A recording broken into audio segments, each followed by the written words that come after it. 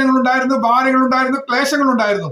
അവയെല്ലാം അതിജീവിക്കാൻ കഴിയുന്നത് സഭയുടെ ശ്രദ്ധയോടുകൂടി പ്രാർത്ഥന, പരസ്പരമുള്ള പ്രാർത്ഥന, ആത്മാർത്ഥമായ പ്രാർത്ഥന, ഐക്യമത്യത്തോടുള്ള പ്രാർത്ഥന, ഏകാഗ്രതയോടുള്ള പ്രാർത്ഥന, ഇതൊക്കെയും വളരെ ഫലിക്കുന്ന പ്രാർത്ഥനയാണ്.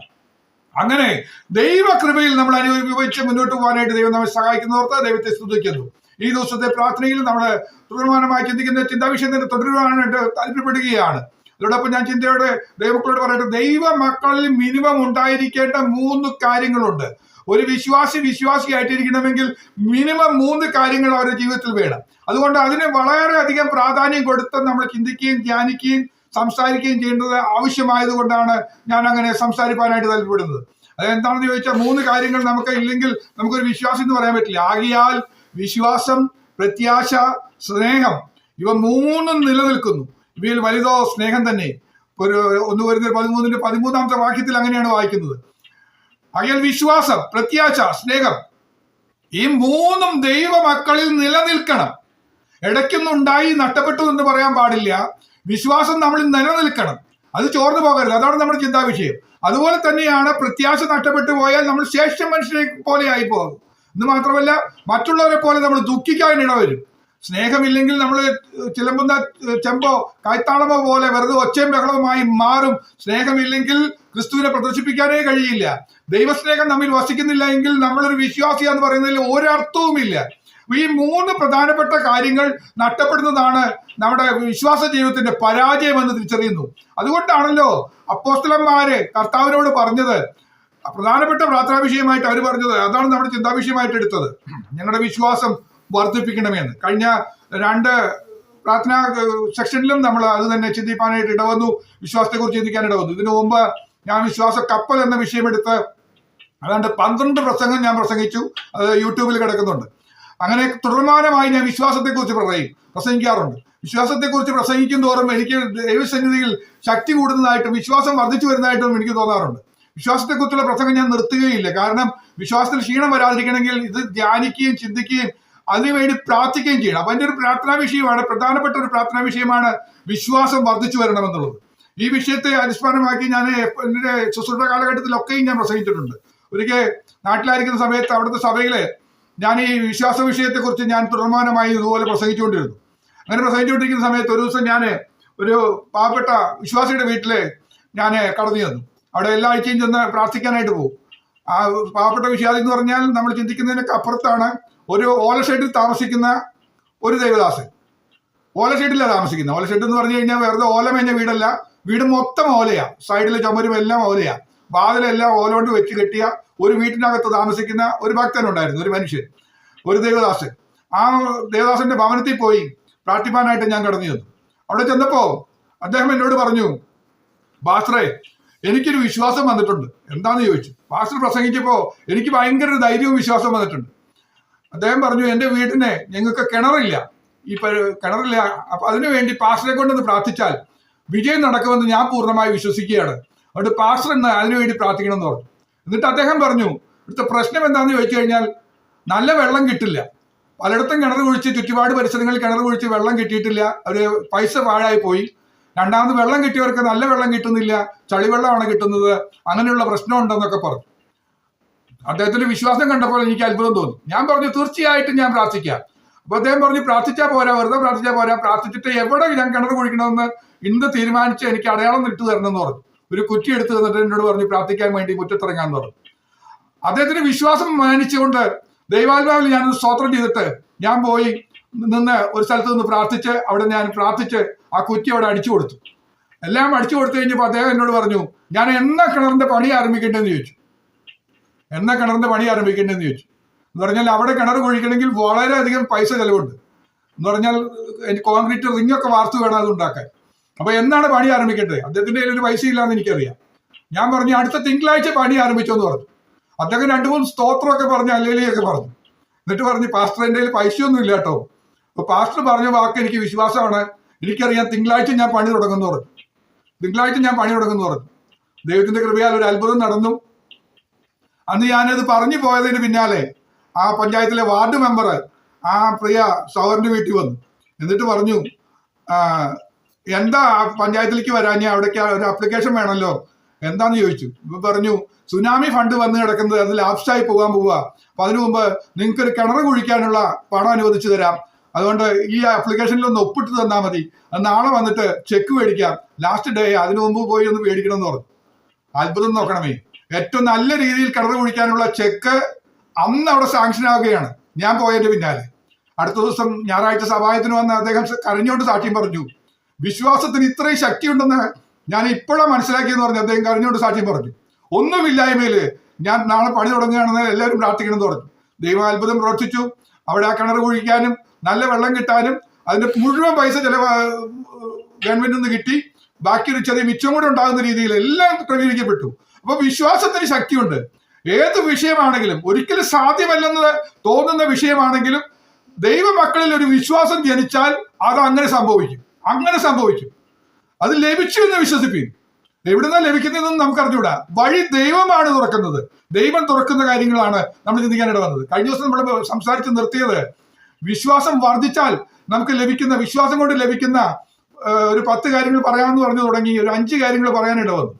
ആ തുടർമാനമായി ബാക്കിയുള്ള ഭാഗങ്ങളും കൂടെ പറയാനായിട്ട് താല്പര്യപ്പെടുകയാണ്. അപ്പൊ വിശ്വാസം കൊണ്ട് സംഭവിച്ച, ആദ്യം നമ്മൾ പറഞ്ഞ 5 കാര്യങ്ങൾ പറഞ്ഞു. അവരുടെ വിശ്വാസം കണ്ടിട്ട് യേശു അവരുടെ പാപങ്ങൾ മോചിച്ചു തന്നിരിക്കുന്നു എന്ന് പറഞ്ഞു. ഒരു വിശ്വാസം നമ്മളുണ്ടെങ്കിൽ നമ്മുടെ പാപങ്ങൾ മോചിക്കപ്പെടും. കർത്താവ് നമ്മുടെ പാപം മോചിച്ചു തന്നു എന്ന് പറഞ്ഞുകൊണ്ട് നമ്മുടെ പാപക്ഷമ ലഭിപ്പാൻ വിശ്വാസം അത്യാവശ്യമാണ്. വിശ്വസിക്കാത്തവരാൽ ഈ അത്ഭുതങ്ങളൊന്നും നടക്കില്ല. യേശു എന്റെ രക്ഷകനാണെന്ന് ഹൃദയം കൊണ്ട് വിശ്വസിച്ച് വായ് കൊണ്ട് ഏറ്റു പറഞ്ഞ് പാപങ്ങൾ ഏറ്റു പറയുമ്പോൾ നമ്മുടെ വിശ്വാസം കണ്ടിട്ടാണ് നിശ്ചയമായും നമ്മുടെ പാപത്തിന് ക്ഷമ ലഭിക്കുന്നത് എന്നത് നമുക്കറിയാം. അപ്പൊ വിശ്വാസം തന്നെയാണ് അതിനടിസ്ഥാനമായിട്ടിരിക്കുന്നത്. രണ്ടാമത് നമ്മൾ കണ്ടു, നിന്റെ വിശ്വാസം നിന്നെ രക്ഷിച്ചു എന്ന് പറഞ്ഞ് ആ നാഴിക മുതൽ സ്ത്രീക്ക് സൗഖ്യം വന്നതെന്ന് നമ്മൾ വായിച്ചു. അപ്പൊ വിശ്വാസം മൂലം സൗഖ്യം വന്ന കാര്യം നമ്മൾ വായിക്കാനിട വന്നു. 12 സഹോദരമായി രക്തസ്രാവം ഉണ്ടായിരുന്ന സഹോദരിയുടെ വിശ്വാസം, അവൾ വിശ്വസിച്ച് പോയി വസ്ത്രത്തിന്റെ തൊങ്ങൽ തൊട്ടുകയും സൗഖ്യം ലഭിക്കുകയും ചെയ്തു. അതൊക്കെ വിശദീകരിച്ച ഭാഗങ്ങളായതുകൊണ്ട് ഞാൻ ഒന്ന് ഓർമ്മപ്പെടുത്തി പോകുന്നതേ ഉള്ളൂ, ഞാൻ വിശദീകരിക്കുന്നില്ല. മൂന്നാമത് നമ്മൾ കണ്ടത് ആ കനാന്യ സ്ത്രീ വന്ന കാര്യമാണ് നമ്മൾ കണ്ടത്. അവളോട് പറഞ്ഞത്, നിന്റെ വിശ്വാസം വലിയത്, അതുകൊണ്ട് നിന്റെ ഇഷ്ടം പോലെ ഭവിക്കട്ടെ എന്ന് പറഞ്ഞു. നമ്മുടെ ഇഷ്ടം സാധിക്കാൻ പലപ്പോഴും നമ്മുടെ ആഗ്രഹം സാധിക്കുന്നതിന്റെ പിന്നിലെ നമ്മുടെ വിശ്വാസം ഫലിക്കുന്നു എന്ന് കാണാനായിട്ട് കഴിഞ്ഞു. അത് മാത്രമല്ല, അവളോട് പറഞ്ഞു, ആ നാഴിക മുതൽ അവളുടെ മകൾക്ക് സൗഖ്യം വന്നു. തലമുറയ്ക്ക് കർത്താവിന്റെ ഇടപെടൽ ലഭിക്കുന്നത് മാതാപിതാക്കളിലുള്ള വിശ്വാസം മൂലം തലമുറയ്ക്കൊരു വിടുതലായി ഭവിക്കുമെന്ന് കാണാനായിട്ട് ഇട വന്നു. വിശ്വാസം തമ്മിലുണ്ടെങ്കിൽ നമ്മുടെ തലമുറയ്ക്കും അത് ഒരു അനുഗ്രഹമാണ് എന്ന് നമുക്ക് മനസ്സിലാക്കാനായിട്ട് കഴിഞ്ഞു. നാലാമത് നമ്മൾ പറഞ്ഞു, നിങ്ങൾ സംശയിക്കാതെ വിശ്വാസമുള്ളവരായാൽ ഈ അത്തിയോട് ചെയ്തത് നിങ്ങളും ചെയ്യുമെന്ന് പറഞ്ഞു. മാത്രമല്ല, മലയോട് നീങ്ങി കടലിലേക്ക് ചാടി പോകാന്ന് പറഞ്ഞാൽ അത് സംഭവിക്കും. മലയോട് നീങ്ങി കടലിൽ ചാടി പോകാന്ന് പറഞ്ഞാൽ അത് സംഭവിക്കും എന്ന് പറഞ്ഞു. അപ്പോൾ നമ്മളിങ്ങനെ പറയാനിട വന്നു, വിശ്വാസം മൂലം അസാധ്യമായ കാര്യങ്ങൾ സാധിക്കും. വിശ്വാസം മൂലം സംഭവിക്കുന്ന 4ാമത്തെ കാര്യം നമ്മൾ പറഞ്ഞു, അസാധ്യങ്ങൾ സാധിക്കുമെന്ന് പറയാനിട വന്നു. 5ാമത് നമ്മൾ റോമാലേഖനത്തിൽ നിന്ന് വായിച്ചത് 4:9 നമ്മളിങ്ങനെ വായിച്ചു, അബ്രഹാമിന് വിശ്വാസം നീതിയായി കണക്കിട്ടു എന്നല്ലോ നാം പറയുന്നത്. അപ്പോൾ വിശ്വാസം നമുക്കിലുണ്ടെങ്കിൽ അത് നമ്മൾ നീതിയായി കണക്കിടും, ദൈവനീതിയായിട്ട്. അതിന്റെ വിശദീകരണങ്ങളെല്ലാം ഞാൻ പറഞ്ഞാണ് നിർത്തിയത്. അപ്പോൾ ദൈവനീതിയായിട്ട് അത് ലഭിക്കും എന്ന് പറയാനിട വന്നു. ഇനി തുടർന്നുള്ള ഭാഗങ്ങൾ 6 മുതലുള്ള കാര്യങ്ങൾ ചിന്തിക്കാൻ ഇടവഴിയാണ്. ഒരു 6-7 കാര്യങ്ങൾ നമ്മുടെ ആ ഭാഗത്തോട് പറയാനും താല്പര്യപ്പെടുന്നുണ്ട്. അതിനുശേഷം നമ്മുടെ വിശ്വാസം നഷ്ടപ്പെടുന്നതിനുള്ള കാരണങ്ങൾ എന്താണെന്ന്, വിശ്വാസം വർദ്ധിക്കാത്തതിന്റെ കാരണങ്ങൾ ചിലതൊരു 8-9 കാര്യങ്ങളൊക്കെ ഒന്ന് പറയണമെന്ന് താല്പര്യമുണ്ട്. പിന്നെ സമയം ലഭിക്കുകയാണെങ്കിൽ വിവിധ തരം വിശ്വാസത്തെ കുറിച്ച് പറയണമെന്ന് ആഗ്രഹമുണ്ട്. പക്ഷെ എങ്ങനെയായാലും ഇന്ന് പറയാൻ പറ്റുന്ന സമയത്തിനനുസരിച്ച് കൊള്ളാവുന്ന കാര്യങ്ങൾ മാത്രം പറഞ്ഞു നിർത്തും. നാളെ മറ്റൊരു വിഷയം നമ്മൾ സംസാരിക്കാനാണ് താല്പര്യപ്പെടുന്നത്. തുടർമാനമായി ഒരേ വിഷയത്തിൽ സംസാരിച്ചാലുണ്ടാകുന്ന ഒരു വിഷമം മനസ്സിലാക്കുന്നുണ്ട്. അതുകൊണ്ട് തുടർമാനമായി സംസാരിക്കാതെ അടുത്ത ദിവസം മറ്റൊരു വിഷയം സംസാരിക്കാം. പിന്നീട് അവസരം ലഭിക്കുമ്പോൾ ഈ വിട്ടുപോയ ഭാഗങ്ങൾ നമുക്കൊരു ഗ്യാപ്പ് ഇട്ട് സംസാരിക്കാനുമായിട്ട് താല്പര്യപ്പെടുന്നത്.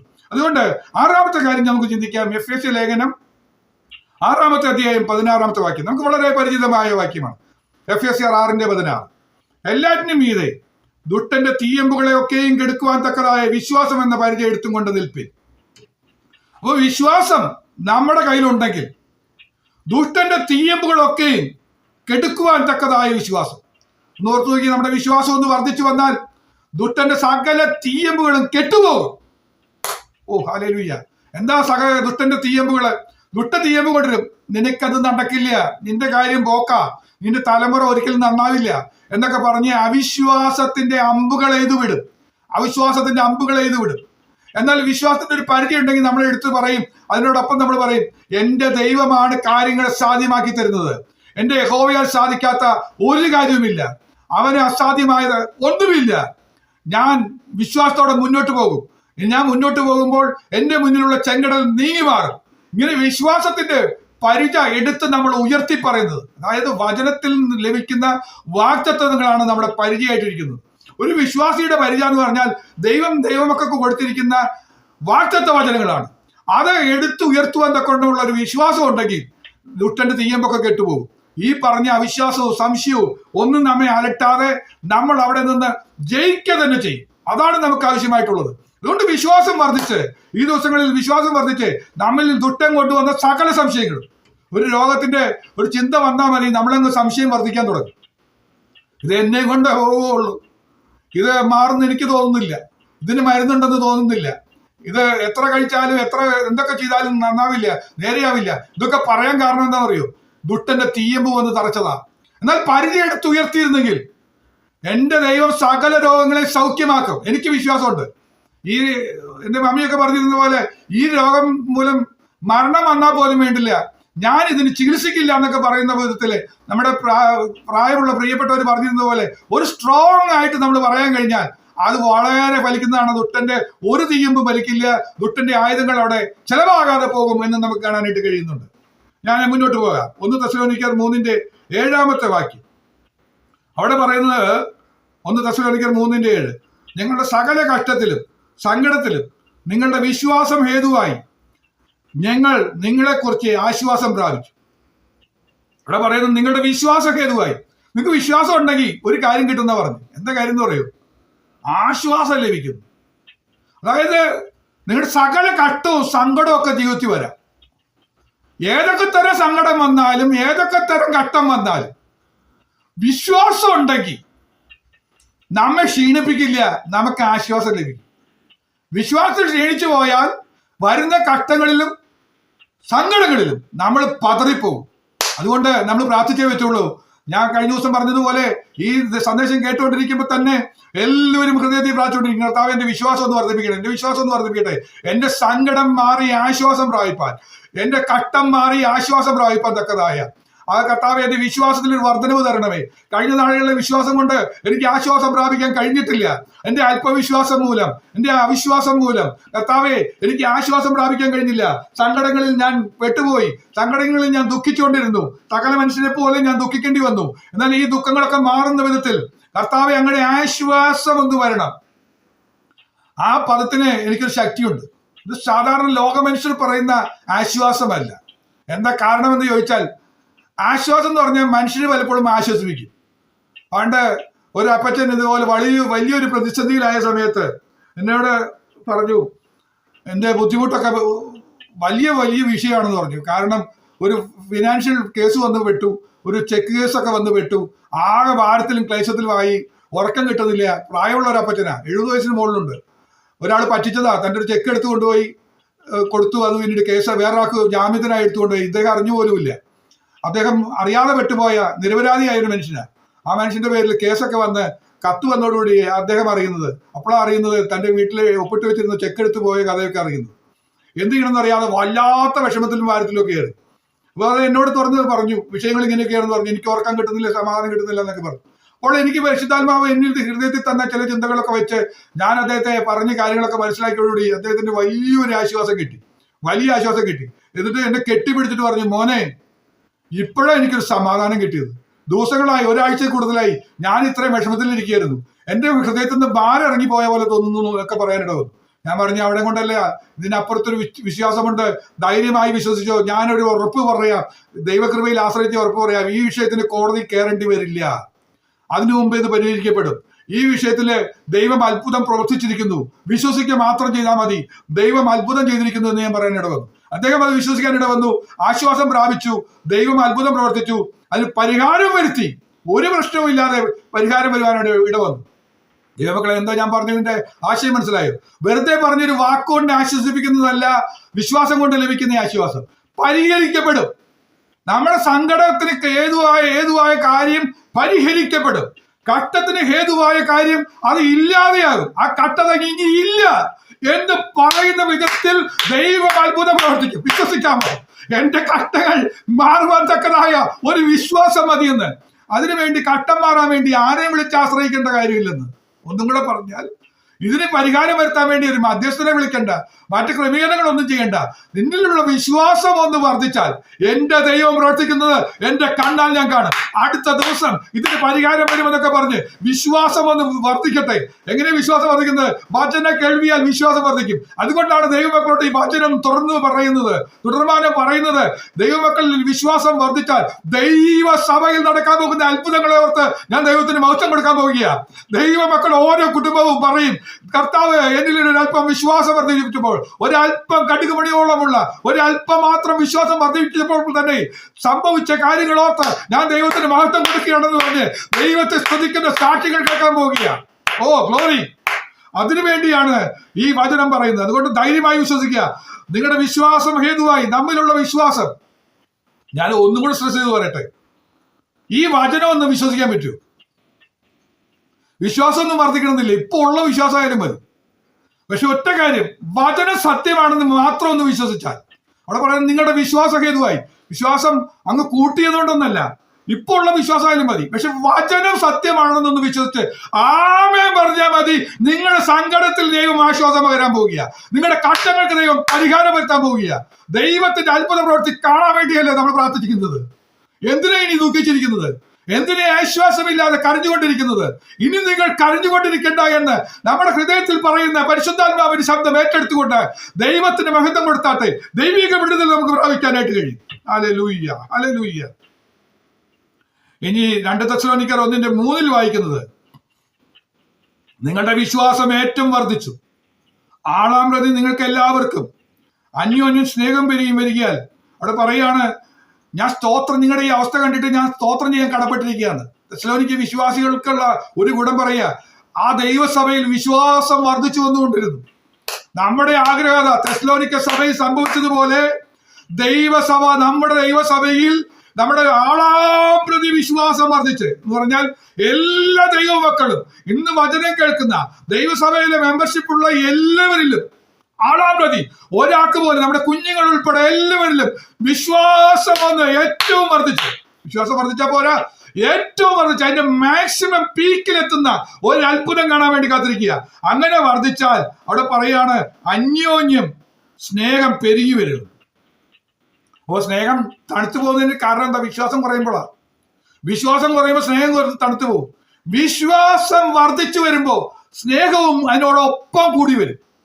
ഒപ്പം കൂടി വരുന്ന സംഗതിയാ സ്നേഹം. എങ്ങനെ സ്നേഹം വർദ്ധിപ്പിക്കേണ്ടത്? അയ്യോ, സ്നേഹിക്കണമെന്ന് വിചാരിച്ചാൽ നടക്കുന്ന കാര്യമല്ല. നമുക്ക് സ്വാഭാവികമായി മനുഷ്യരിൽ ആരും സ്നേഹമില്ല, യഥാർത്ഥ സ്നേഹമില്ല. നമ്മളിലുള്ള സ്നേഹത്തിന്റെ ഒരു പേര് പറയുകയാണെങ്കിൽ സ്വാർത്ഥമായ സ്നേഹമാണ്, പകരം കൊടുക്കുന്ന സ്നേഹമാണ്. ഇങ്ങോട്ട് സ്നേഹം കിട്ടി അങ്ങോട്ട് കൊടുക്കാന്നല്ലാതെ നമുക്ക് ആർക്കും ആരോടും സ്നേഹിക്കാൻ കഴിയില്ല.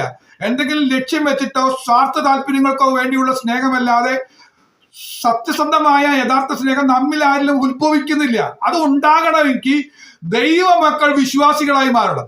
വിശ്വാസത്തിൽ ഒരു പെരുക്കം വരുമ്പോൾ, എന്ത് വിശ്വാസ?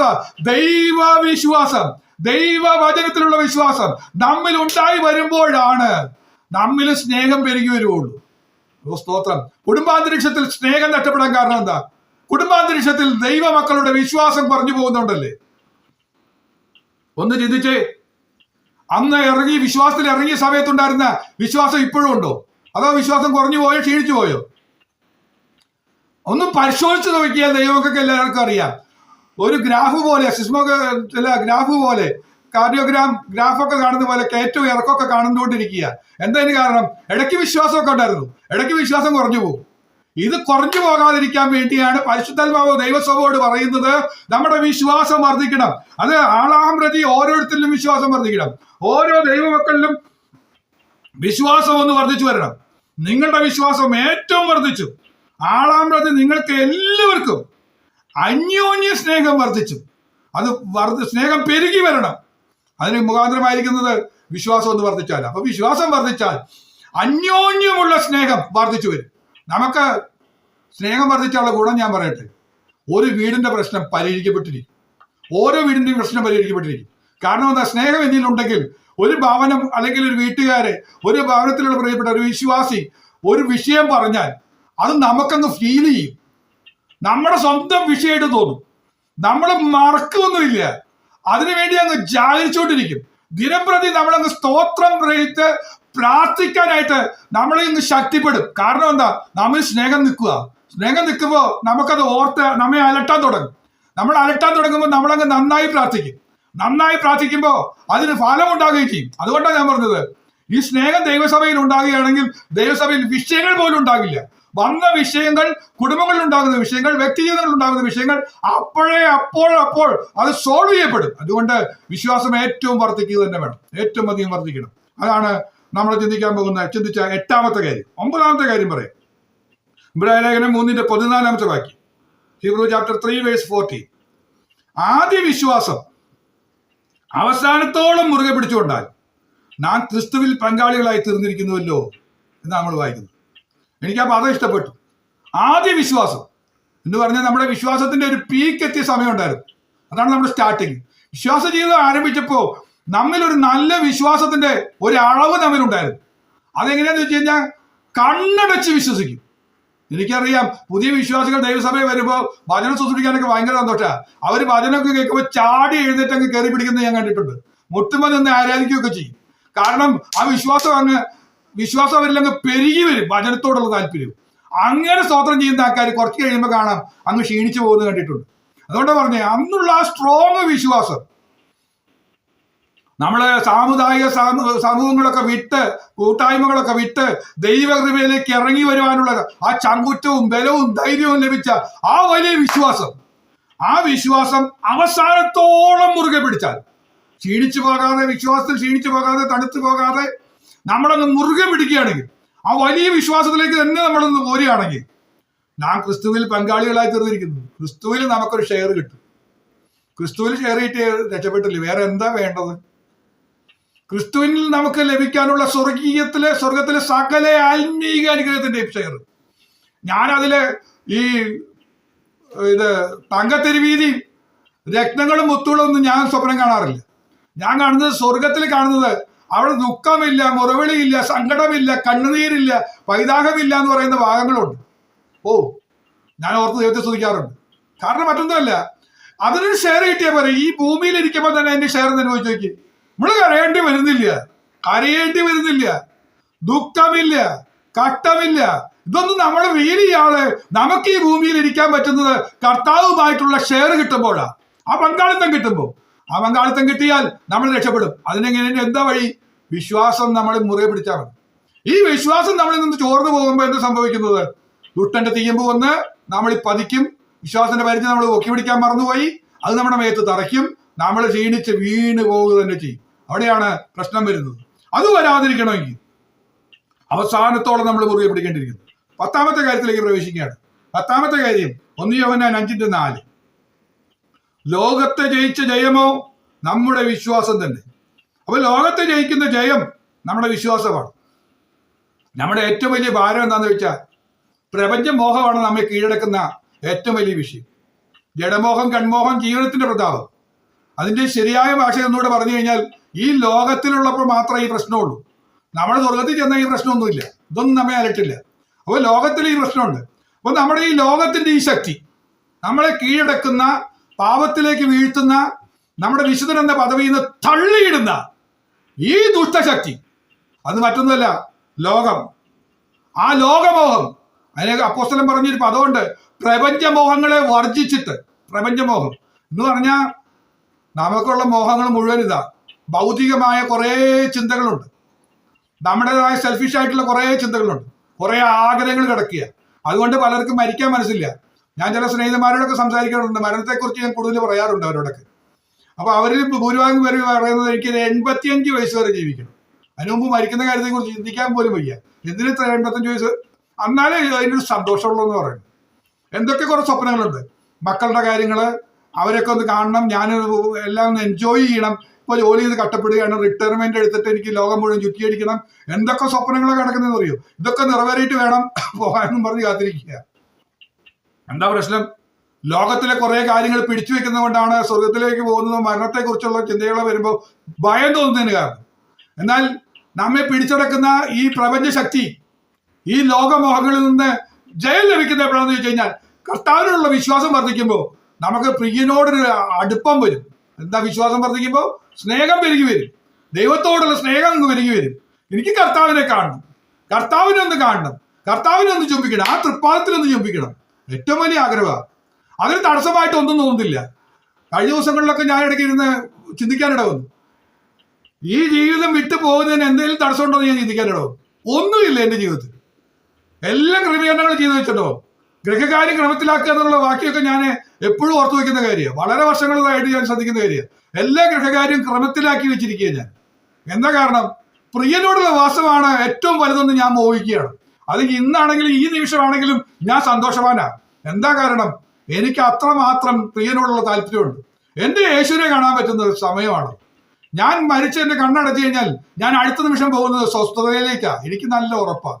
അതാണ് എൻ്റെ പ്രത്യാശ ഞാൻ കൈവിടാതെ എപ്പോഴും മുറുകെ പിടിക്കുന്നത്. കാരണം എൻ്റെ ഭക്തി കൊണ്ടോ എൻ്റെ ശക്തി കൊണ്ടോ എൻ്റെ കഴിവുകൊണ്ടോ നടക്കില്ല. പക്ഷെ എനിക്കൊരാൾ കൂട്ടുണ്ട്. അത് മറ്റാരുമല്ല. ഞാൻ ആവർത്തിച്ച് ദൈവസഭയെ പറയുന്ന കാര്യമാണ്, വിശ്വാസികളെ ഉറപ്പിക്കാൻ പറയുന്ന കാര്യമാണ്. നമുക്കൊരു രക്ഷകനുണ്ട്. രക്ഷിക്കുമെന്നുള്ള വിശ്വാസം എനിക്കുണ്ട്. എന്റെ രക്ഷകൻ രക്ഷിക്കുമെന്നുള്ള എന്റെ പ്രത്യാശ എന്നിൽ നിറഞ്ഞിരിക്കുന്നു. രക്ഷകനോടുള്ള സ്നേഹം എന്നിൽ നിറഞ്ഞിരിക്കുന്നിടത്തോളം കാലം എനിക്ക് ഭയമില്ല. എന്റെ നിത്യത നഷ്ടമാകയില്ല. ഇത് എനിക്ക് മാത്രമല്ല, വിശ്വസിക്കുന്ന ഏവർക്കും അത് സാധ്യമാണ്. വിശ്വാസത്താലുള്ള രക്ഷയാണ് ദൈവമക്കളെ നമുക്കുള്ളത്. നമ്മുടെ വിശ്വാസത്തിന്റെ അടിസ്ഥാനം എന്താന്ന് ചോദിച്ചാൽ, എന്താ ക്രിസ്തീയ വിശ്വാസം എന്ന് പറഞ്ഞാൽ ഫണ്ടമെന്റൽ എന്താന്ന് ചോദിച്ചു കഴിഞ്ഞാൽ നമ്മൾ പറയും ഫെയ്ത്ത് അലോൺ. വിശ്വാസം ഒന്ന് മാത്രമാണ് കൈമുതൽ.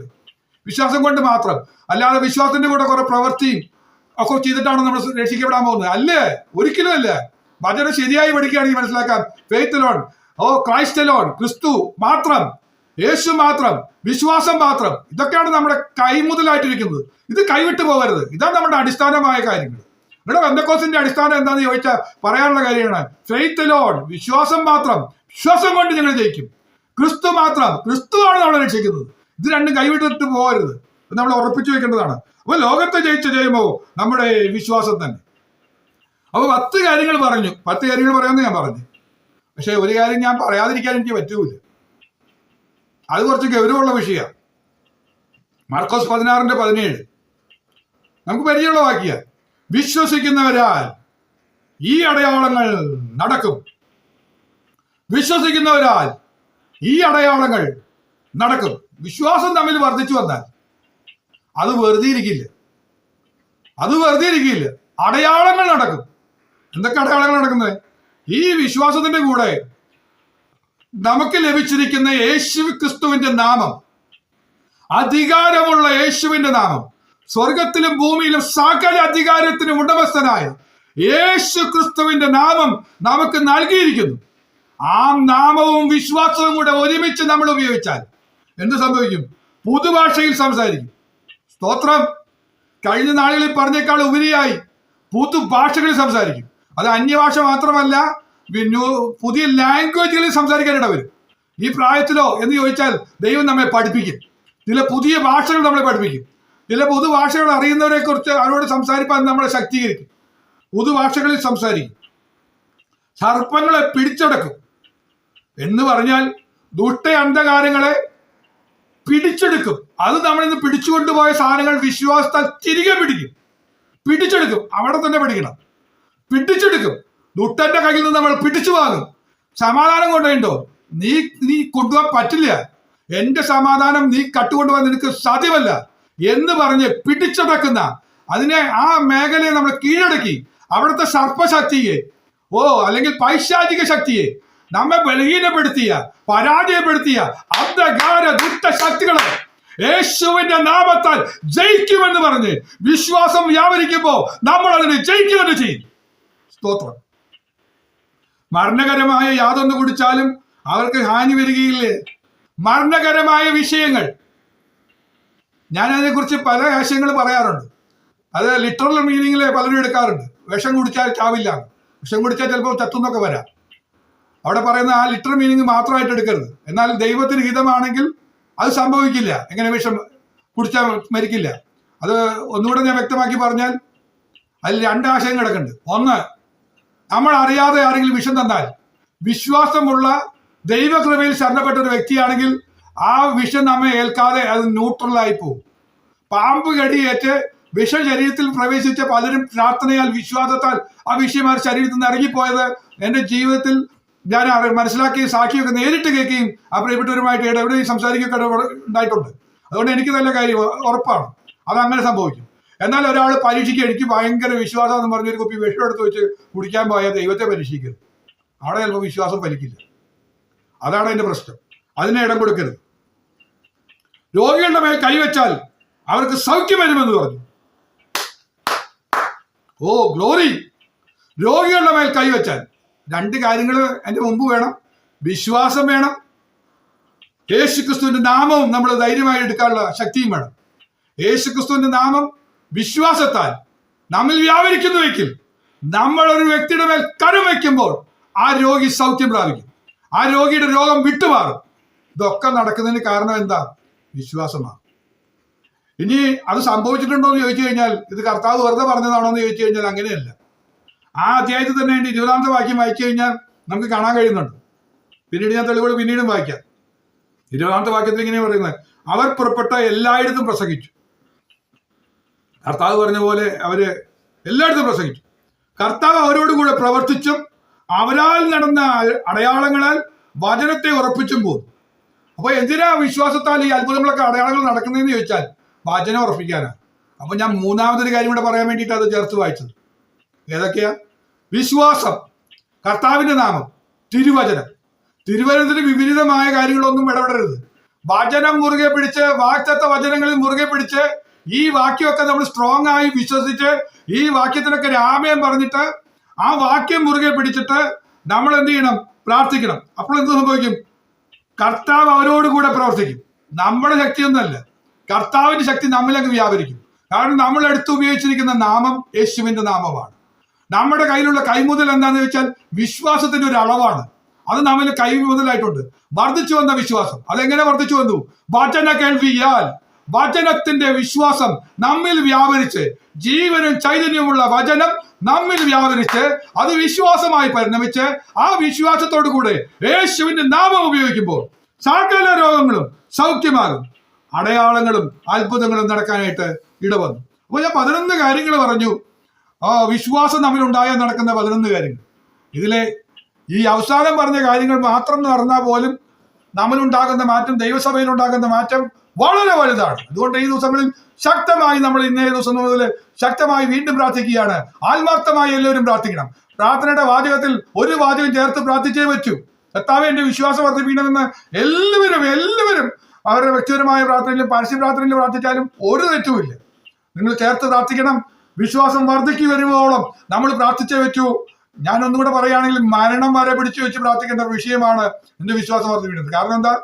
ആദ്യ വിശ്വാസം അവസാനത്തോളം മുറുകെ പിടിച്ചാൽ ഇത് ചോർന്നു പോകാതിരിക്കാൻ വേണ്ടി പ്രാർത്ഥിച്ച് നമ്മൾ നേടണം. പ്രാർത്ഥനയാൽ നമ്മൾ നേടണം. ഇനി അടുത്ത ഹെഡിങ്ങിലേക്ക് ഞാൻ കിടക്കുകയാണ്. വിശ്വാസം വർദ്ധിക്കാത്തതിനുള്ള കാരണങ്ങൾ. അതും കൂടെ പറയാൻ ഞാൻ ഒരു ഉത്സാഹിക്കാൻ, അതും കൂടെ പറഞ്ഞ് ഞാൻ ഇവിടെ നിർത്താനായിട്ട് താല്പര്യമാണ്. ഒരു 8-9 കാര്യങ്ങളെങ്കിലും പറയണമെന്ന് താല്പര്യമുണ്ട്. പറ്റുമെന്ന് നോക്കട്ടെ. എന്താ വിശ്വാസം വർദ്ധിക്കാത്തതിനുള്ള കാരണം? യോഹന്നാന്റെ സുവിശേഷം 4-ാമത്തെ അധ്യായം 48-ാമത്തെ വാക്യം 4:48. യേശു അവനോട്, നിങ്ങൾ അടയാളങ്ങളും അത്ഭുതങ്ങളും കണ്ടിട്ടല്ലാതെ വിശ്വസിക്കില്ല. നമുക്ക് വിശ്വസിക്കാൻ പറ്റാത്തതിന് കാരണം എന്ന് പറയും. പാസ്റ്റർമാർ ഇതൊക്കെ ഇതിലും പറയുന്നതിൽ അപ്പുറവും പറയും.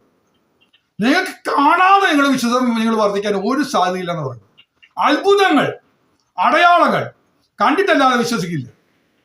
അത് നമുക്കറിയാം. സന്ദർഭം ഏതാണെന്ന് ചോദിച്ചു കഴിഞ്ഞാൽ, കഫർന്നഹൂമിലെ ഒരു രാജവൃത്യൻ തന്റെ മകൻ രോഗിയായി മരിപ്പാറായിട്ട് കിടക്കുക. രാജവൃത്യൻ, അദ്ദേഹത്തിന്റെ മകൻ, അദ്ദേഹത്തിന്റെ ഫീലിംഗ് അത്ര വലുതാ. മകൻ മരിക്കാൻ പോവുക. അങ്ങനെ യേശുവിന്റെ അടുത്ത് വന്നിട്ട് എന്റെ കൂടെ വരണം എന്ന് പറഞ്ഞ് നിൽക്കുക. അപ്പൊ യേശു പറഞ്ഞു, നീ പോയിക്കൊള്ളുക. യേശു എന്നോട് പറഞ്ഞു, വാക്ക് കൊടുത്തു. എന്താ? പോയിക്കൊള്ളുക, നിന്റെ മകൻ ജീവിച്ചിരിക്കുന്നു.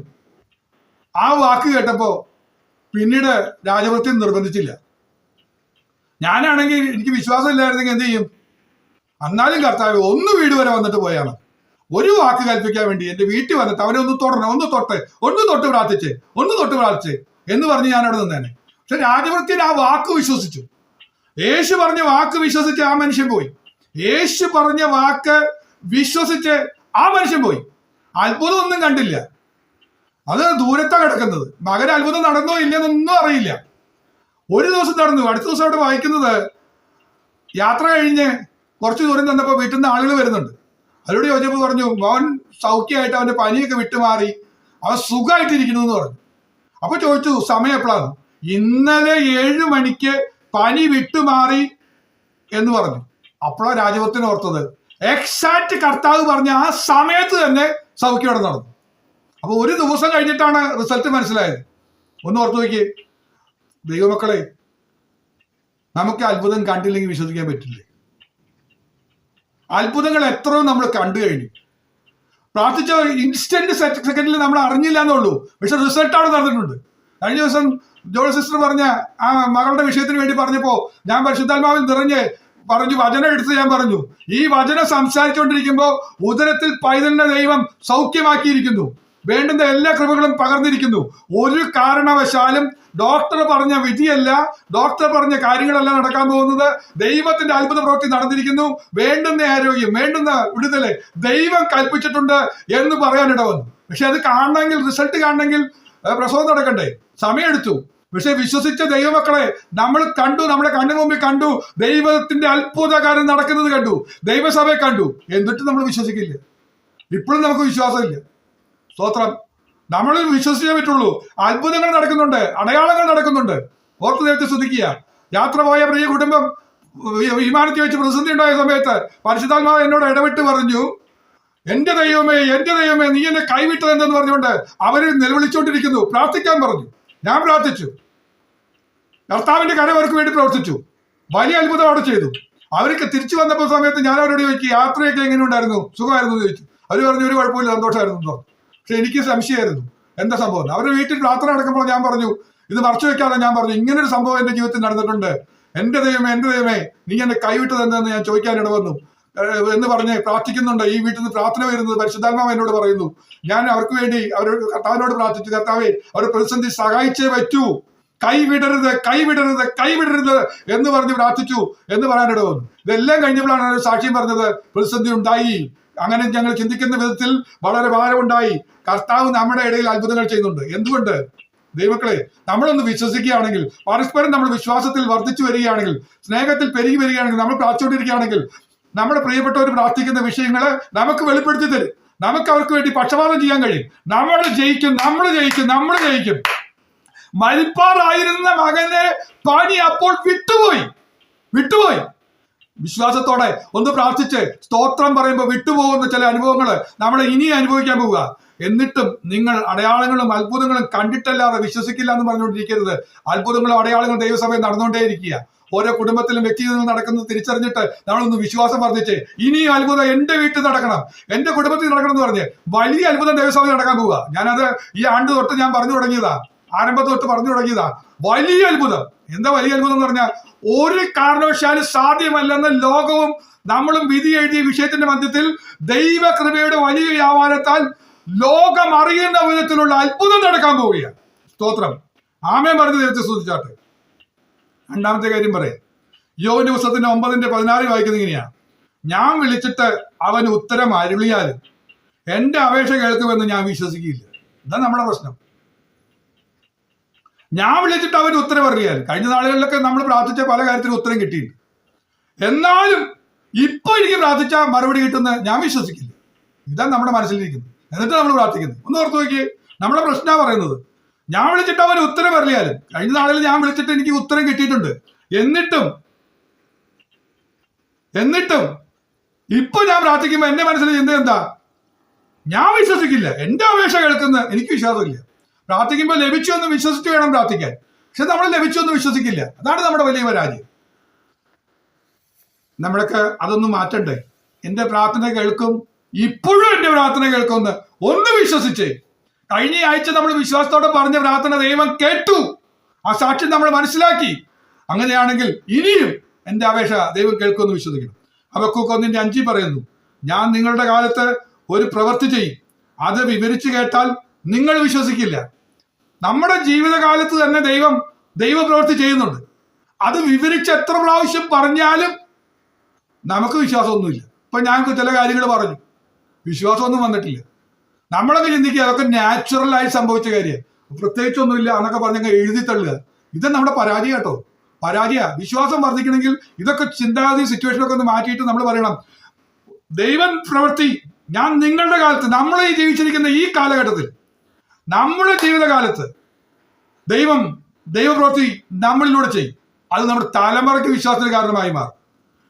അത് വിവരിച്ചു കേട്ടാൽ, നമ്മുടെ സഭയില് നമ്മുടെ കുടുംബങ്ങളിൽ നടക്കുന്ന കാര്യങ്ങൾ അത് വിവരിച്ചു കേട്ടാൽ എന്നാലും നിങ്ങൾ വിശ്വസിക്കില്ല. ഇതാ നമ്മുടെ പ്രശ്നം. ദൈവസഭയിലെ എത്ര പ്രാവശ്യം പറഞ്ഞാലും നമുക്ക് വിശ്വാസം വരാത്തതിന്റെ കുഴപ്പമാണ്. ഇതൊന്നും തിരുത്തണം. ഈ ചിന്താഗതി ഒന്ന് നമ്മൾ മാറ്റിയേ പറ്റൂ. 4 ലൂക്കോസ് 16:31 അവനോട് അവർ മോശയുടെയും പ്രവാചകന്മാരുടെയും വാക്ക് കേൾക്കാഞ്ഞാൽ മരിച്ചതിൽ നിന്ന് ഒരുത്തൻ എഴുന്നേറ്റ് ചെന്നാലും വിശ്വസിക്കില്ല എന്ന് പറഞ്ഞു. നമുക്കറിയാം, ലാസർ മരിച്ചു സ്വർഗത്തിലും, ധനവാൻ മരിച്ച് നരകത്തിലും ചെന്നപ്പോൾ ധനവാനും ലാസറും തമ്മിലുള്ള സംസാരത്തിന്റെ ഇടയിലുള്ള കാര്യങ്ങൾ പറയുകയാണ്.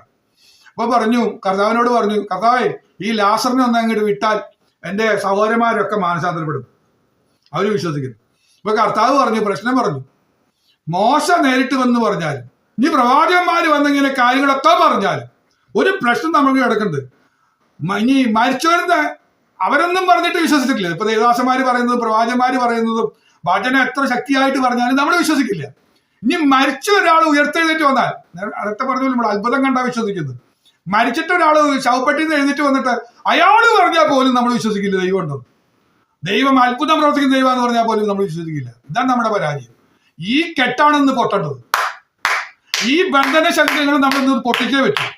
ഹല്ലേലൂയ. അടയാളങ്ങളും അത്ഭുതങ്ങളും കണ്ടിട്ടല്ലാതെ വിശ്വസിക്കില്ല എന്ന് പറയുന്നത്. ഞാൻ പ്രാർത്ഥിച്ചാലും എന്റെ കർത്താവ് എന്റെ അപേക്ഷ കേൾക്കില്ല എന്നൊക്കെ പറഞ്ഞു നമ്മൾ വെച്ചിരിക്കുന്ന കുറെ കെട്ടുകളുണ്ട്. അവിശ്വാസത്തിന്റെ കെട്ടുകൾ ഇന്ന് പൊട്ടിപ്പോയേ പറ്റൂ.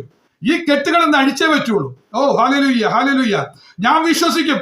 എന്നോട് പ്രവാചകൻ വിളിച്ചു പറഞ്ഞാലും, ഒരു ദൈവദാസൻ എന്നോട് വചനം വിളിച്ചു പറഞ്ഞാൽ ഞാൻ വിശ്വസിക്കും. വിശ്വസിക്കില്ലെന്ന് പറയുന്ന കെട്ടുകൾ ഇന്ന് യേശുവിന്റെ നാമത്തിൽ പൊട്ടട്ടെ.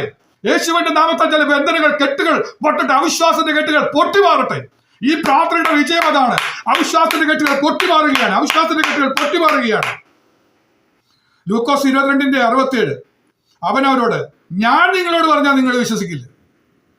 കർത്താവ് നമ്മളോട് നേരിട്ട് പറയില്ലേ, നീ ഭയപ്പെടേണ്ട എന്നൊക്കെ പറഞ്ഞ് കർത്താവ് നമ്മളോട് സ്വപ്നത്തിലും പ്രാർത്ഥനയുടെ ഇടയിലൊക്കെ ദൈവശബ്ദം കേൾപ്പിച്ച് പറഞ്ഞാലും വിശ്വസിക്കില്ലാത്തൊരു സംഭവം വന്നിട്ടുണ്ട്. യേശുവിന്റെ നാമത്താൽ ആ കെട്ട് പൊട്ടട്ടെ. കർത്താവ് നമ്മുടെ ഹൃദയത്തിൽ സംസാരിക്കുമ്പോൾ, നമ്മുടെ ഹൃദയത്തോട് സംസാരിക്കുന്ന വാചകങ്ങള്, വാക്തത്വ വചനങ്ങള്, അത് വിശ്വസിക്കാൻ തക്കമായ ഒരു ദൈവകൃപ ഇപ്പോൾ വ്യാപരിക്കട്ടെ. യേശുവിന്റെ നാമത്താൽ. ഓ ഗ്ലോറി. ആ ബന്ധനം പൊട്ടിമാറട്ടെ. ഓ ഗ്ലോറി. യേശു പറഞ്ഞ വാക്ക് പോലും വിശ്വസിക്കാൻ പറ്റാതെ വണ്ണമുള്ള ബന്ധിക്കുന്ന അന്യായ ബന്ധനങ്ങൾ അധികാരമുള്ള യേശുവിന്റെ നാമത്തിൽ പൊട്ടിമാറട്ടെ. ജയം കൽപ്പിക്കപ്പെടട്ടെ. സ്തോത്രം. യോഹന്നാന്റെ സുവിശേഷം 20:25 പറയുന്നു, മറ്റേ ശിഷ്യൻ അവനോട്, ഞങ്ങൾ കർത്താവിനെ കണ്ടു എന്ന് പറഞ്ഞാറേ, ഞാൻ അവന്റെ കൈകളിൽ ആണിപ്പഴുതിൽ വിരലിടുകയും അവന്റെ വിലാപ്പുറത്ത് കൈയിടുകയും ചെയ്തിട്ടല്ലാതെ വിശ്വസിക്കില്ലെന്ന് അവനവരോട് പറഞ്ഞു. നമ്മുടെ കുറെ പ്രശ്നങ്ങളാ. നേരിട്ട് കണ്ടിട്ട് സൗഖ്യം വന്നെന്ന് ഒരാൾ പറഞ്ഞാൽ പോലും വിശ്വസിക്കില്ല. ഞാനത് തൊട്ടു നോക്കിയിട്ട് പനിയില്ല എന്ന് ഉറപ്പ് വരുത്തിയാലേ വിശ്വസിക്കുള്ളൂ എന്ന് പറഞ്ഞു നിൽക്കുക. ഒരു വല്ലാത്ത കെട്ടാണ്. തോമസിന്റെ ഒരു കെട്ട് വല്ലാത്ത കെട്ടാ. കർത്താവ് പറയുന്നത് കാണാതെ വിശ്വസിക്കും. റിസൾട്ട് നമ്മൾ കണ്ടിട്ടില്ല, എന്താ സംഭവിക്കുന്നതെന്ന് കണ്ടിട്ടില്ല. പക്ഷെ നിങ്ങളത് വിശ്വസിക്കേ, അത് സംഭവിച്ചിരിക്കുന്നു. പിന്നീട് നമുക്ക് അവസരം ലഭിക്കുമ്പോൾ കാണാം. എന്നാൽ ഇതുപോലെയുള്ള കടുങ്കെട്ടുകൾ, ഞാൻ ആ വിരലിട്ട് ഒന്ന് തൊടാതെ ആ വിലാപുറത്ത് ഞാൻ കൈയിടുന്നൊക്കെ പറയുമ്പോൾ അവന്റെ മനസ്സിലറിയാം ഒരു വലിയ കൈ കിടക്കത്തക്ക വിധത്തിലുള്ള വലിയ ഹോള് കർത്താവിനുണ്ട്, അവന്റെ വിലാപുറത്തുണ്ട്. അതുപോലെ ആണിയുടെ തൊടാന്ന് പറഞ്ഞാൽ എന്റെ വിരല് കിടക്കുന്ന വിധത്തിലുള്ള വലിയ ആണികൾ അടിച്ചത് അവൻ മനസ്സിലാക്കിയിട്ടുണ്ട്. അതൊക്കെ എനിക്ക് നേരിട്ട് അനുഭവിച്ചേ പറ്റുള്ളൂ എന്നൊക്കെ പറഞ്ഞ് വാശി പിടിക്കുന്ന ചില കടുങ്കെട്ടുകൾ, വല്ലാത്ത കെട്ടാണ്. യേശുവിന്റെ നാമത്താൽ അഴിഞ്ഞു മാറട്ടെ. ഓ സ്തോത്രം. തോമസിന്റെ ആ കെട്ട് അഴിച്ചിട്ടാണ് തോമസിനെ ഇന്ത്യയിലേക്ക് അയച്ചെന്നാ പറയുന്നത്. മനസ്സിലായ ശ്രേഷ്ഠ അപ്പോസ്തലനായി തന്നെ നിലനിർത്താൻ കാരണം ഈ കെട്ട് അഴിഞ്ഞു മാറിയതാ. ഇന്ന് യേശു ഇടപെടുമ്പോൾ അവൻ കരം നീട്ടി കാണിക്കുക, നീ ഒന്ന് തൊട്ടെ. ഓ, യേശു നിനക്ക് വേണ്ടി മരിച്ച് നിനക്ക് വേണ്ടി ഉയർത്തെഴുന്നേറ്റ യേശു നമുക്ക് വേണ്ടി പ്രവർത്തിച്ച ആ വലിയ വിധങ്ങളൊന്ന് മനസ്സിലാക്കി ആ വിരല് ആ ആണിപ്പഴത്തിലൊന്ന് തൊട്ടോ നീ തൊട്ടോ എന്റെ അവിശ്വാസം പൊറുക്കണമെന്നൊന്നും പറഞ്ഞ് അവിശ്വാസം പൊറുക്കണമെന്ന് പറഞ്ഞാൽ മതി. ഇപ്പോൾ തന്നെ കെട്ടുപൊട്ടും. ഈ കടുങ്കെട്ട് യേശുവിന്റെ നാമത്തിൽ പൊട്ടിമാറട്ടെ. ഒരെണ്ണം കൂടെ പറഞ്ഞ് ഞാൻ നിർത്താം. മർക്കോസ് 4:40. നിങ്ങൾ ഇങ്ങനെ ഭീരുക്കളാകുവാൻ എന്ത്? നിങ്ങൾക്ക് ഇപ്പോഴും വിശ്വാസം ഇല്ലയോ? പറഞ്ഞ കാര്യം മനസ്സിലായോ? യേശുവും ശിഷ്യന്മാരും കൂടെ പടകിൽ യാത്ര ചെയ്യുക. അമരത്ത് തലയണ വെച്ച് യേശു കിടന്നുറങ്ങുന്നുണ്ട്. യേശു കൂടെ ഉണ്ടായിട്ടും നമ്മൾ ഭീരുക്കളാകുക. കാറ്റ് കാണുമ്പോ, ഓളം കാണുമ്പോ നമ്മളങ്ങ് ഭീരുക്കളാകുക. വിശ്വാസമൊന്നുമില്ല. കർത്താവ് എന്റെ കൂടെ ഉണ്ടെന്നേ. അവൻ അമരത്ത് തന്നെ കിടക്കുന്നുണ്ട്. ഞാൻ അതിനെ കുറിച്ച് ധാരാളം പറഞ്ഞിട്ടുണ്ട്. തിരിയുടെ കേമത്താൽ അമരമാണ് തകരുക ആദ്യം. അതുകൊണ്ടാണ് അമരത്ത് തലയണ വെച്ച് മുൻകൂട്ടി അറിയുന്ന കർത്താവ് കിടക്കുന്നത്. നമ്മളെന്തിനാ ഭാരപ്പെടുന്നത്? എന്തെങ്കിലും സംഭവിക്കണമെങ്കിൽ അമരം ഇളകി മാറണം. അത് ഇളക്കി മാറ്റാൻ ഈ ശക്തിക്ക് കഴിയില്ല. കാരണം അവിടെ കിടക്കുന്നത് എന്റെ യേശുവാ. നിന്റെ പ്രശ്നങ്ങളുടെ തൊട്ട് മുകളില് അവിടെ തലയണ വെച്ച് എന്റെ യേശു കിടക്കുന്നുണ്ട്. അവ ഉറങ്ങുക എന്ന് നമുക്ക് തോന്നുക. ഒന്നും പറയുന്നത് കേൾക്കുന്നില്ല. പക്ഷെ ആ വിഷയത്തിന്റെ മധ്യത്തിൽ അവിടെ തന്നെ എന്റെ യേശു ഉണ്ടെന്നൊന്ന് വിശ്വസിച്ചേ. ഓ, ഗ്ലോറി ഗ്ലോറി. ഇനി നമ്മൾ വീരുക്കളാകണ്ട. എന്റെ വിഷയം ഇത്ര വലുതാ. ഞാൻ ഒരേ ഒരു വിഷയത്തിന് വേണ്ടി കരയുക. ഞാൻ നാളുകളായിട്ട് എന്നെ അലട്ടുന്ന ഒരേ ഒരു വിഷയമുള്ളെന്ന് പറയുന്ന പ്രിയ സഹോദരി, നിന്നോട് ഇടപെടുന്ന ദൈവത്തിന്റെ വചനമാ. നിന്റെ തലമുറയുടെ വിഷയത്തെ കുറിച്ചാണ് നീ ഭാരപ്പെടുന്നതെങ്കിൽ, ഓ ഹല്ലേലൂയ, യേശുവിന്റെ നാമത്താൽ വിളിച്ചു പറയുകയാണ്, എന്റെ യേശു അവിടെ ഉണ്ട്. ഈ ഓളങ്ങളും ഈ തിരമാലകളും ശാന്തമാക്കി. ഓ ഹല്ലേലൂയ, ആഗ്രഹിച്ച തുറമുഖത്ത് എത്തിച്ച ദൈവം, നീ ആഗ്രഹിക്കുന്ന വിധത്തിൽ ദൈവം നിനക്ക് റിസൾട്ട് തരാൻ പോകുക. ഏറ്റെടുത്താട്ടെ. യേശു തരാൻ പോകുന്ന റിസൾട്ട് ഏറ്റെടുക്കുന്നവർക്കായി സ്തോത്രം. എന്റെ ഭവനാന്തരീക്ഷത്തിലുള്ള ഈ ഒരു വിഷയം ഒന്ന് മാറിയാൽ, ഈ കലഹം ഒന്ന് മാറിയാൽ, ഈ പ്രതിസന്ധി ഒന്ന് മാറിയാൽ, കർത്താവേ, ഈ ദുഷ്ടപ്പോരുകളൊന്നും മാറിക്കിട്ടിയാൽ മതി എന്ന് പറഞ്ഞ് ഒരേ ഒരു വിഷയമുള്ളെന്ന് പറഞ്ഞ് നിലവിളിക്കുന്ന പ്രിയപ്പെട്ടവളെ, നിന്നോടുള്ള ദൈവിക ദൂത യേശുവിന്റെ നാമത്തെ വിളിച്ചു പറയാ, എന്റെ കർത്താവ് നിന്റെ ഭവനത്തിനകത്ത് അവൻ ഉറങ്ങുന്നുണ്ട്. ഓ സ്തോത്രം. ഒന്നും കേൾക്കാനില്ല, ഒന്നും കാണാനില്ല എന്ന് പറഞ്ഞുകൊണ്ട് നീ നിലവിളിക്ക് പോകും. നീ ഒന്ന് അവിശ്വാസം വിട്ടുകളഞ്ഞെന്ന് പറഞ്ഞ് യേശു നിനക്ക് വേണ്ടി ഇന്ന് ശബ്ദിക്കുകയാണ്. കാറ്റേ അടങ്ങ്, കടലെ ശാന്തമാക്, യേശുവിന്റെ നാമത്താൽ. ഓ ഹല്ലേലൂയ. അടിച്ചുയരുന്ന ചില വിഷയങ്ങൾ, ഭേദമില്ലാതെ ഉയർത്തുന്ന ചില നാഴികളായിട്ട്, ദിവസങ്ങളായി, വർഷങ്ങളായിട്ട്, പ്രതിസന്ധിക്ക് പരിഹാരമില്ലാതെ ഭാരപ്പെടുത്തുന്ന വിഷയം യേശുവിന്റെ നാമത്താൽ അമർച്ച ചെയ്യുകയാണ്. ഇനി അനങ്ങരുത്. ഇനി നീ കോപിക്കരുത്. നീ ശാന്തമാകെന്ന് പറയുന്ന ദൈവത്തിന്റെ ശബ്ദം വിശ്വാസത്തോടെ ആമേൻ പറഞ്ഞ് ഏറ്റെടുത്താട്ടെ. വലിയ വിടുതൽ ലഭിക്കാൻ പോവുകയാണ്. തൽക്കാലം ഞാൻ വാക്കുകളിലൂടെ നിർത്തുകയാണ്. വിശ്വാസത്തിനെതിരായി നിൽക്കുന്ന ചില കെട്ടുകൾ, ദുഷ്ട അന്ധകാരങ്ങൾ കൊണ്ടുവന്ന് വെച്ച കെട്ടുകൾ യേശുവിന്റെ അധികാരമുള്ള നാമത്താൽ ഇന്ന് പൊട്ടിമാറിയിട്ടുണ്ട്. വിശ്വാസത്തോടെ നമ്മൾ മുന്നോട്ട് പോകാം.